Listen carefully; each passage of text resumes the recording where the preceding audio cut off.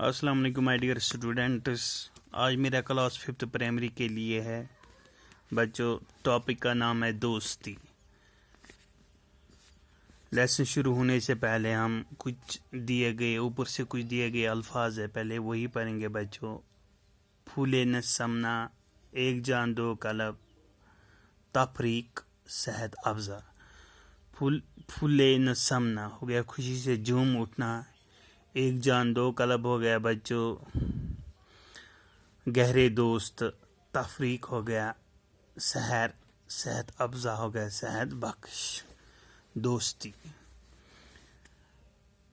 احمد و ندیم بچپن کے دوست تھے.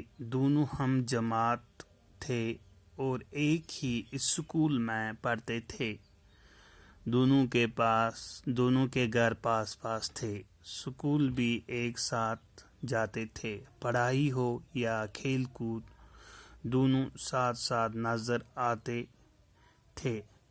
وقت گزرنے کے ساتھ ساتھ ان کی دوستی گہری ہوتی گئی.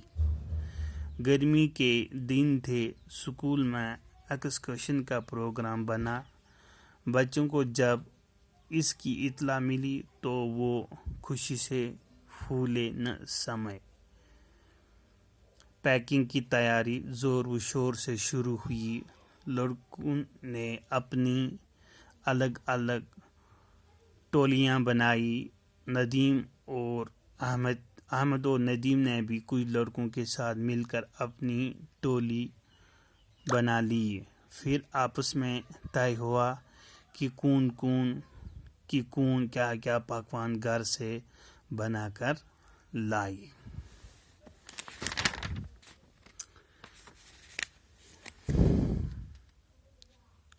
دوسرے دن سب لڑکے ہنسی خوشی اسکول پہنچے. اسکول کے باہر بسیں کھڑی تھی.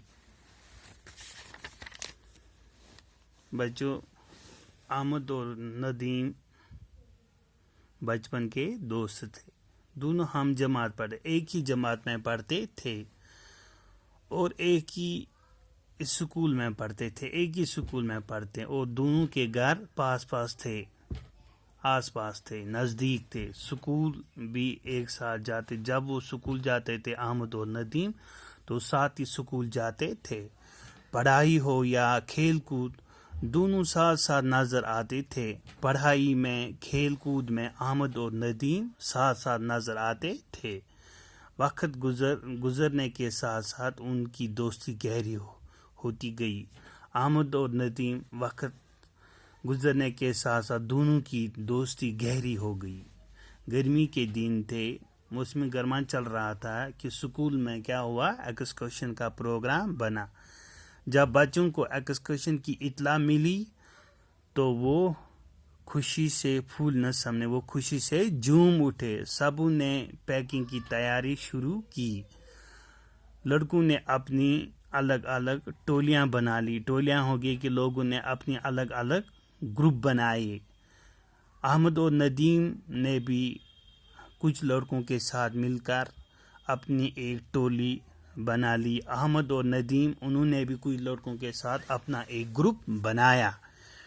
پھر آپس میں طے ہوا کہ کون کیا کیا پکوان گھر سے لائے گا. جب انہوں نے آپس میں ایک گروپ بنایا تو پھر انہوں نے یہ طے کیا کہ کون کیا پکوان گھر سے لائے گا. جب دوسرا دن تھا تو بچے جس دن ایکسکرشن جانا تھا کو بچے ہنسی خوشی اسکول پہنچے.